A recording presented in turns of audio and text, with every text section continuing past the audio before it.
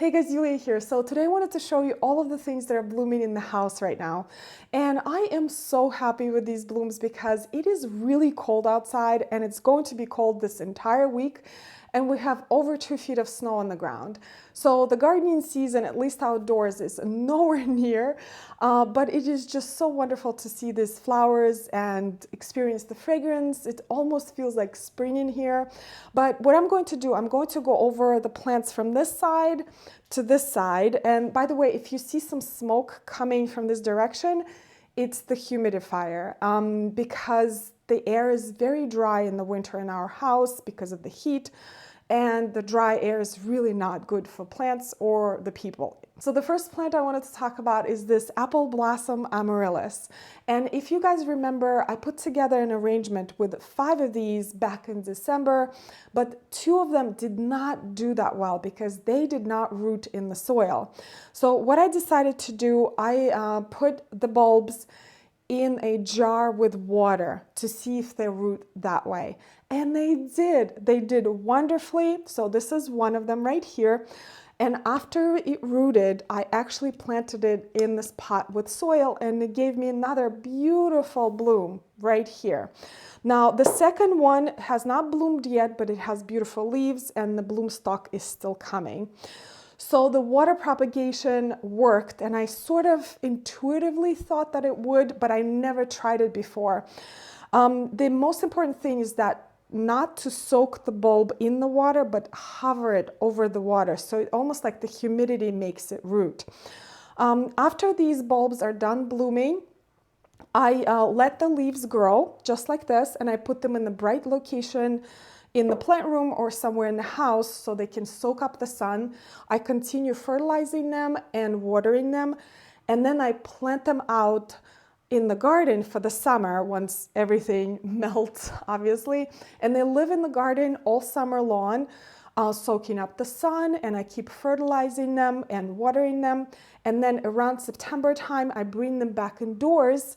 I let the leaves dry and I put them in a cool location so they can start their dormant period. And after the dormant period is done, I take them out and they start blooming. It's a very short description of what I do with amaryllis. If you want a little bit more detail, I can make another video, but there's a lot of videos on amaryllis out there. The next plant I have here is the cyclamen. So I have the white and the cyclamen color here. And this one right here, I've had for over 3 years, which is incredible because I used to kill cyclamen all the time. And I figured out that they actually do not like the same temperature and conditions that people like. So they do not like the 72 or so degree temperature and a lower humidity. They are more of a 55-degree sort of temperature plant. So what I do, I place them in a cool, unheated room in the house where they do absolutely fantastic, and they start blooming around October time and they stop blooming around May time. So they bloom for a very long time if they're happy. And in the summertime, I just put them out in the garden in a very shady location. These plants really do not like the sun. They will scorch. And they live under like shrubs that I have in the garden very happily all summer long. I don't even water them because they go into somewhat semi-dormancy. So the blooms disappear, the leaves stay.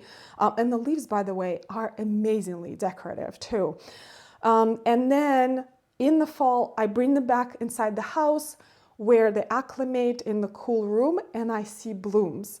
I do fertilize them during the blooming season with Jack's fertilizer, and I water them carefully. And that is another secret to growing successful cyclamen, is because they are grown from corms that tend to rot if you overwater them. So it actually is best to water them from the bottom, just like the African violets, or carefully around the corms. And that is pretty much it. Again, if you want a little bit more detailed video about cyclamens, let me know. I know a lot of people are frustrated with them, but they are just incredible, beautiful plants for the winter. They bloom a very long time. Again, they come in all sorts of different colors. And here's a question for you. If something does really well for you, like a plant does really well for you, what do you do? Now, if you answered you buy more of it, you are absolutely correct. I bought another beautiful little cyclamen right here, and I think it's picking up the colors from this one and this one. I'm just happy with this little guy, and I can't wait to see it grow and mature. Again, let me know if you want a video about these beautiful flowers, and I will make that. The next plants are these hyacinths right here, and you've met these flowers before. Exactly a month ago when I pulled them out of cold storage, and I was showing you what to do next if you were forcing bulbs.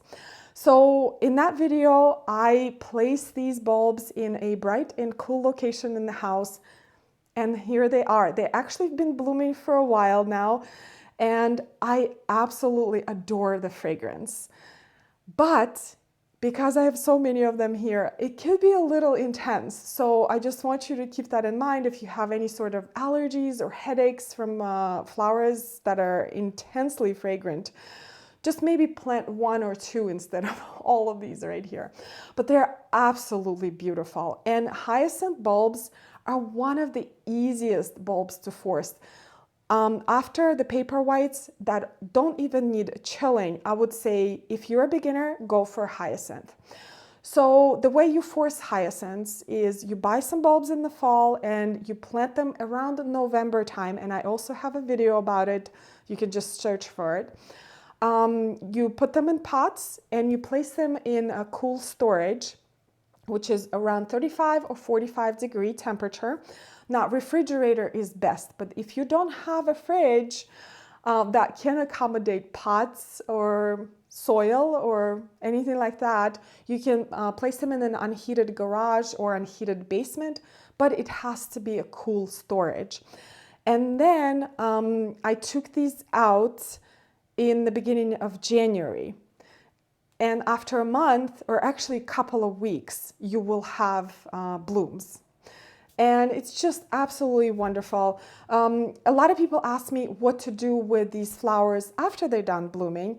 And you can cut the stalks after they're done blooming and dry, but leave the leaves on the plant because the leaves will soak up the energy and feed the bulb, which you can plant out in the garden in the spring once your ground thaws. And that's what I've been doing for years. And I've been building up my hyacinth patch this way. And they will bloom the following year for you in the garden. Now, you probably will not be able to force them again the next year because you really need to bulk up that bulb for a bigger bloom for forcing. But they will bloom beautifully in the garden. They are perennial bulb, just like a daffodil. They will come back for you. They come back for me reliably in my area, which is northern New Jersey. They come in all sorts of different colors. Again, all of them are fragrant. And I do have another patch of white hyacinths waiting to bloom for me. There's another little plant right here, which is a crocus that I forced together with the hyacinths. And crocuses are also very easy to force. Make sure you get a bigger bulb though. This way you'll get a lot more blooms out of one bulb. But those are just adorable. They were one of the first ones to bloom, and it was almost like the first sign of spring. They're just the cutest little things. But what I also wanted to talk about is some things that went awry during forcing process.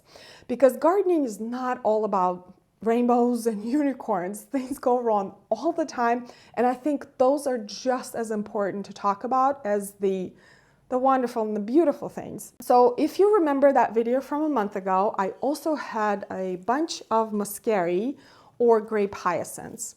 And this is what they look like now. They are going to bloom, which I almost lost all hope. I thought it was all going to be foliage and I just had some bad bulbs, or maybe I didn't chill them enough. But there are little blooms coming off of it. But what muscari or grape hyacinths tend to do is they grow this long foliage before you see any blooms. And that's why you don't see them forced a lot, because they require special treatment. So you can chill them for 8 weeks, just as you will the hyacinths and the crocuses. But then you have to put these out in the bright spot, but also a very cold spot, like around 40-45 degrees, so the leaves do not turn out this long. The other bulbs do not tend to do that, but the grape hyacinths do.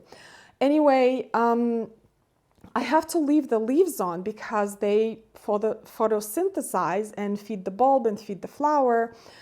I may tie them together, so I don't know. Next year I'll try the other method again, but I'm just going to live with this situation this year. I mean, this one is not as bad as the other one, but again, the flowers are coming. I'm excited to see the flowers.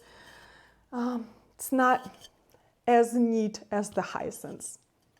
This is it for all the things that are blooming in the house right now, and I'm so happy that I took the time to plant the bulbs back in the fall so I can look at these beautiful blooms right now. And this is what I do. I put a small note in my calendar for September to buy some bulbs for forcing, and they do become available around September time, both online and in stores. So I grab a couple of bags, I put them in the fridge until I can plant them in November, where I start my forcing process. And once I plant them, I put them out in chilling storage. It could be a refrigerator if you have one. It could be unheated garage, unheated basement. Again, you'll find a way. And I take them out and they bloom beautifully. Now, I do have more flowers coming, and I have them right here. These are tulips, and these are double flags. I have about 4 pots right here. And the reason why they're still so small is that tulips require 1 month longer chilling period than the hyacinths or the crocuses or muscari. So I just took them out of their cold storage about a couple of days ago. And I placed them out in a bright and cool location, and I can sort of feel the buds already. Now, tulips, again, require 1 month longer chilling period. Otherwise, they will not form a very good quality flower for you. So make sure you remember that. Again, I will fertilize and water these plants once a week until I see the flower forming. And then once they're done blooming, I'll let the foliage grow. I will continue fertilizing and watering them, and then I will plant them out in the garden. And this is pretty much it for today. I am so excited about this. It's just such a sight for sore eyes to kind of make it through the winter days. And the hyacinths, if it's cool in your house, can bloom up to 3 weeks. And again, the cyclamens bloom for a very long time, for months, up to 6 months. The amaryllis, also a couple of weeks. The muscari are still yet to bloom, and so are the tulips. So this way you can extend your spring season longer. Anyway, thank you so much, you guys, for watching. I hope you learned something new in this video, and I will see you in the next one. Bye. To make sure that bulbs try to say that 10 times in a row. Like fragrant. Doing a video on when I pull them out of cold storage, put them in a chilling. That's not what I'm trying to say.